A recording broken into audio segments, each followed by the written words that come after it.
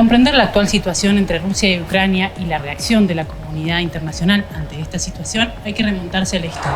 En este informe te contamos algunas de las claves de este conflicto.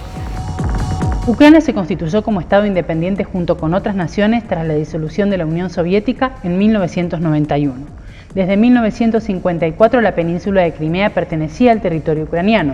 En ese contexto, el de la Guerra Fría, se crearon la OTAN con el objetivo de neutralizar cualquier amenaza soviética y el Pacto de Varsovia como respuesta a esta última organización. Todo esto es importante para entender la situación actual, cuyo antecedente más reciente se ubica en el año 2014.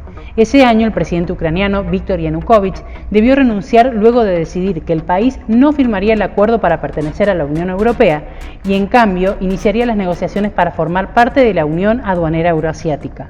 El anuncio causó una serie de protestas, conocidas como Euromaidán, en las que murieron al menos 100 personas. En marzo de ese mismo año, en Crimea, se celebró un referéndum en el que ganó la opción de que la península se separe de Ucrania y se una a Rusia, en unas elecciones que no fueron reconocidas por la comunidad internacional. Desde entonces, diferentes países, incluidos los de la OTAN, aplicaron sanciones a Rusia.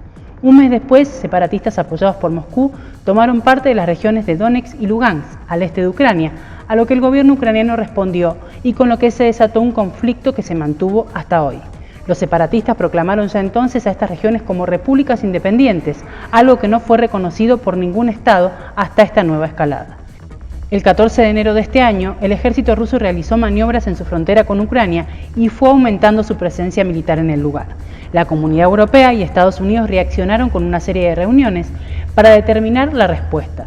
El reclamo de Rusia es que OTAN no siga avanzando cerca de sus fronteras y particularmente que Ucrania no pase a ser parte de la organización que, a pesar del fin de la Guerra Fría, sigue existiendo y expandiéndose, algo que Vladimir Putin ve como una amenaza a su seguridad. Los conflictos de la Guerra Fría parecen, de alguna forma, volver. Luego de una serie de intentos de negociación y amenazas desde ambos lados, se produjo un punto de inflexión. El 21 de febrero, Rusia reconoció las repúblicas separatistas de Donetsk y Lugansk y 3 días después anunció una operación militar especial invadiendo Ucrania. Gran parte de la comunidad internacional condenó la invasión y reaccionó aplicando una serie de sanciones. Pero ¿hasta dónde llegan estas sanciones y cuán efectivas pueden ser? Tal vez una de las medidas más importantes en reacción a la invasión rusa fue la decisión de Alemania de detener la certificación del gasoducto Nord Stream 2. Y es importante porque a través de este gasoducto que se construyó en 2021, Rusia podría exportar su gas a Europa sin pasar por Ucrania y por ende dejar de pagar por ello $2.000 millones al año.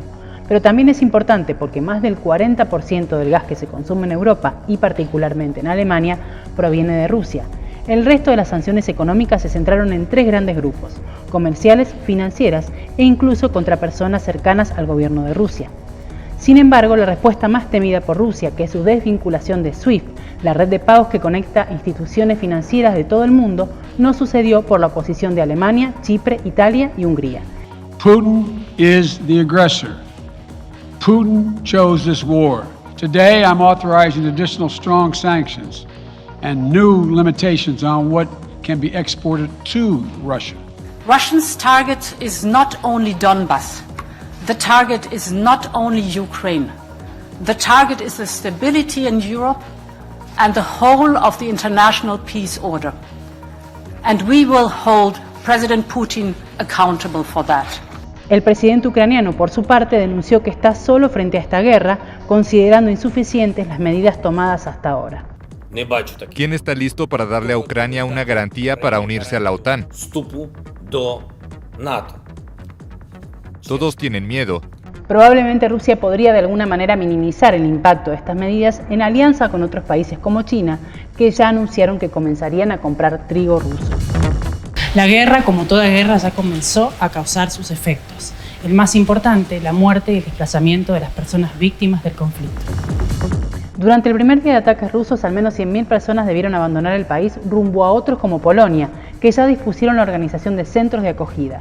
Otras miles se encuentran resguardadas en las estaciones subterráneas y en lugares improvisados para ello. Mientras más duradero e internacional se haga el conflicto, la situación empeorará para los verdaderos afectados.